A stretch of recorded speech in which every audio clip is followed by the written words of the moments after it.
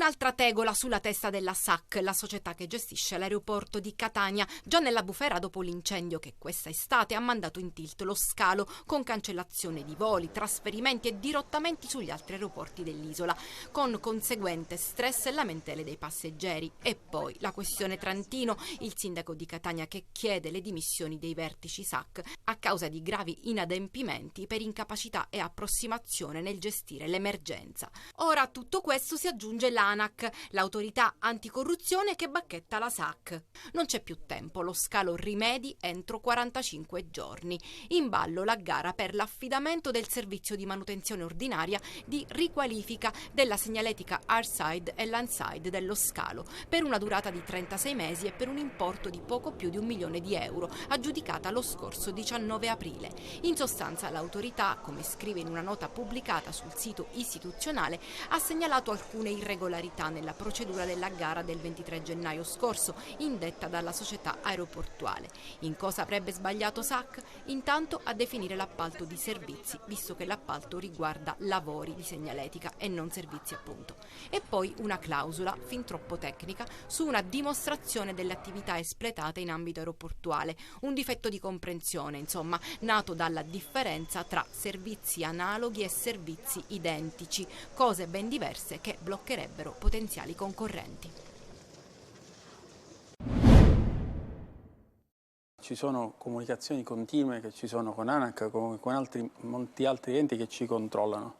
Di questa è stata data notizia e come al solito lo si è fatto non certamente col vostro giornale, ma insomma in molti casi per screditare la società. Sono normali, ripeto, rapporti che ci sono con ANAC, che ci fa i suoi rilievi, ci dà il tempo necessario per rispondere e, come è accaduto nel passato, risponderemo ricordando che non abbiamo avuto alcuna sanzione in passato e confidiamo di non averne adesso, convinti come siamo del nostro corretto operato.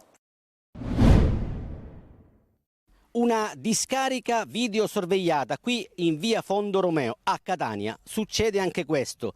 E guardate alle mie spalle l'enorme distesa di rifiuti, scarti di ogni tipo, Eternit, legname e tutto questo sotto una telecamera o più telecamere fatte installare dal comune di Catania che, a giudicare dalle immagini però, servono a poco se non a nulla. Lo scempio è servito, per buona pace di quanti si erano illusi che attivando la videosorveglianza il problema sarebbe stato risolto. Ed invece no.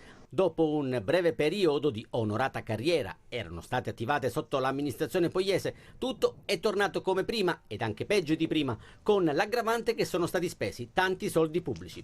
La seconda puntata della nostra inchiesta, che abbiamo battezzato Catania Sporca, è un atto d'accusa a tutti, da chi deturpa il territorio a chi dovrebbe preservarlo e comunque vigilarlo. Vi proponiamo lo stralcio di un servizio andato in onda nel settembre 2020, quando era in corso l'installazione delle telecamere che, da lì a poco, sarebbero entrate in funzione. Delle telecamere che verranno collegate direttamente ai sistemi informatici della Polizia Municipale, cercando di mettere fine a questo fenomeno. È la prima volta che un'amministrazione fa qualcosa di concreto, di tangibile nella lotta all'inciviltà e al fenomeno della discarica abusiva. A distanza di 3 anni, ecco lo scenario che si presenta ai nostri occhi e alla nostra telecamera, quella sì, che non si è mai fermata e ha sempre documentato le scene di degrado che purtroppo sono sotto gli occhi di tutti. Scarti edili, vetri di ogni tipo, tanta plastica che finisce direttamente nel torrente Aquicella che poi naturalmente sfocia nei pressi della playa. Dulcis in fundo, ci spostiamo in via Palermo per mostrarvi l'ingresso dell'istituto scolastico Cannizzaro.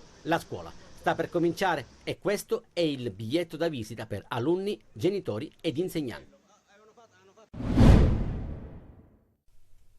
C'è grande preoccupazione nel mondo della scuola che l'1 settembre apre i battenti, mentre sui banchi in Sicilia gli alunni, come da calendario regionale, torneranno il 13 settembre. Nel 2024 nell'isola ci saranno 100 istituti in meno. L'allarme è stato lanciato dalla CGIL che denuncia una riduzione dell'autonomia scolastica sul territorio. Si dice spending review, ma si legge riduzione dell'offerta formativa, che è cosa ben diversa dall'economia e dalla necessità di risparmio. Sulla cultura non si può stringere la cinghia. E sottodimensionamento fa rima con accorpamento, che non è sempre un bene, secondo la FLC CGIL, perché la conseguenza è l'aumento del gap sulla gestione del personale, ad esempio, ma anche le difficoltà a contrastare la dispersione scolastica. Resta sempre in piedi poi il grande precariato. Sicuramente quello del precariato, il che non consente ai dirigenti scolastici di avere un organico sia di personale docente che ATA uguale a quello dello scorso anno, e quindi viene a mancare quella continuità didattica e lavorativa. Sono 675 lavoratori del personale ATA immessi in ruolo in Sicilia a fronte di 1862 posti disponibili in organico di diritto, cioè che ha un contratto a tempo indeterminato, solo il 36%. Oltre ai 2338 posti in deroga sempre di personale amministrativo, tecnico e ausiliario, cosiddetto organico di fatto, cioè supplenti.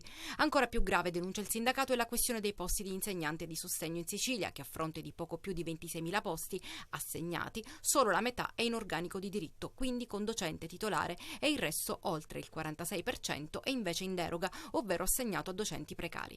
A Catania Cub Scuola denuncia la grave carenza di docenti di sostegno a fronte di un esercito di precari ai quali viene negata la stabilizzazione, penalizzando di fatto tutti quegli studenti che hanno diritto all'accompagnamento, tanto che il sindacato ha preparato un esposto da presentare in procura. 50 anni fa come oggi nasceva Emanuele Sceri, per gli amici Lele, Parà, trovato morto nella caserma Gamerra di Pisa il 16 agosto di 24 anni fa. Familiari ed amici non lo hanno mai dimenticato, sono stati loro i primi ad opporsi alla versione del suicidio. Lele aveva tanta voglia di vivere, non si sarebbe mai tolto la vita, hanno urlato più volte. Tante manifestazioni, striscioni per chiedere giustizia, e proprio oggi, in occasione del compleanno di Lele, ne hanno esposto uno sul balcone centrale di Palazzo Vermexio. I segni sul corpo di Lele, ritrovato 3 giorni dopo la scomparsa, apparvero subito incompatibili con il suicidio. A notarlo fu il medico legale arrivato lì con i familiari del giovane, ma, nonostante tutto, l'ipotesi omicidio venne accantonata.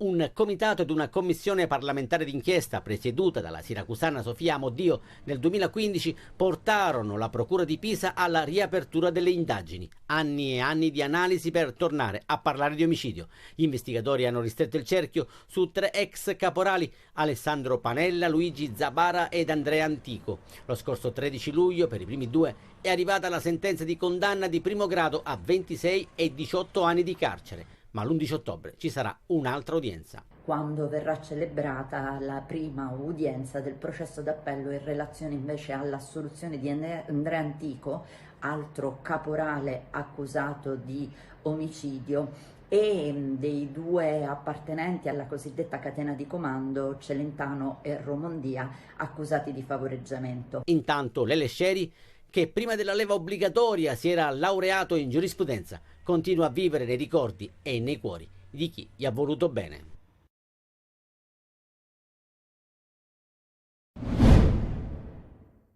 Entusiasmo è la parola che il nuovo tecnico Tabiani usa di più durante la presentazione del match fra Catania e Crotone. D'altro canto i numeri parlano da soli, la quota abbonati più i dati del botteghino dicono che la sfida fra etnei e calabresi sarà una festa di pubblico in un massimino sottoposto a restyling. Questa partita pre-gara sarà un grandissimo entusiasmo. A Catania, per quel poco che sono qua, ho visto che c'è un entusiasmo che rimarrà costante, perché io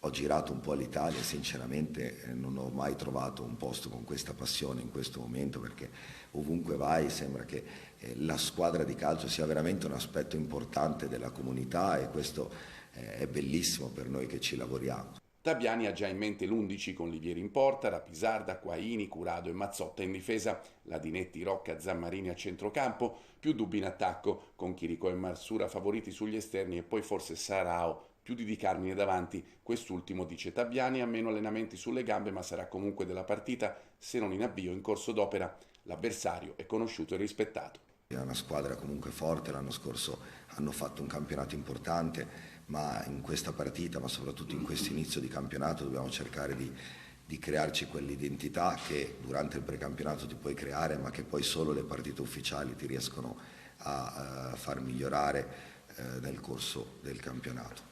Il Comune intanto ha predisposto un orario prolungato della metropolitana con ultima partenza da Nesima alle 23 e da Stesicolo alle 23:30. Mercato, il Catania cerca la mezzala per completare l'organico, il poliedrico Biondi fra i nomi, Gomelt, ma anche un ritorno di Vitale, non esclusa la sorpresa dell'ultima ora. In avanti continua a tornare anche il nome di Bidawi, ma non ci sono conferme. In uscita si cerca sistemazione per Giovinco, in difesa se parte Somma e il Catania si sente al sicuro col Jolly Castellini, ma sonda Liotti, altro giocatore che sa interpretare vari ruoli. Un mercato per la Serie A. La carta d'identità del Palermo è chiara, la società rosanero vuole centrare la promozione in massima serie. L'ultimo colpo è quello che arriva da Salerno, Mamadou Koulibaly, centrocampista di qualità e quantità. Il Palermo ha già trovato l'accordo con la Salernitana e con il calciatore. Oggi, prima del gong della sessione estiva, previsto per domani, sarà anche il giorno di Federico Di Francesco, ormai virtualmente rosanero. Di Francesco sarà a disposizione di Corini probabilmente già per la partita di sabato in casa contro la Feral Pisalo. Presentato anche Liam Henderson, che ha già esordito nel match vinto dal Palermo a Reggio Emilia. A mia età io ho detto al mio agente io ho bisogno una piazza come Palermo, tifosi come Palermo, io sono veramente felice di essere qui. Rosanero che proseguono il lavoro in vista del match di sabato. Corini sta valutando se cambiare qualcosa in formazione, ma è molto probabile che si vada verso la conferma dell'11 del Mapei Stadium con il tridente formato da Di Mariano, Brunori e Insigne.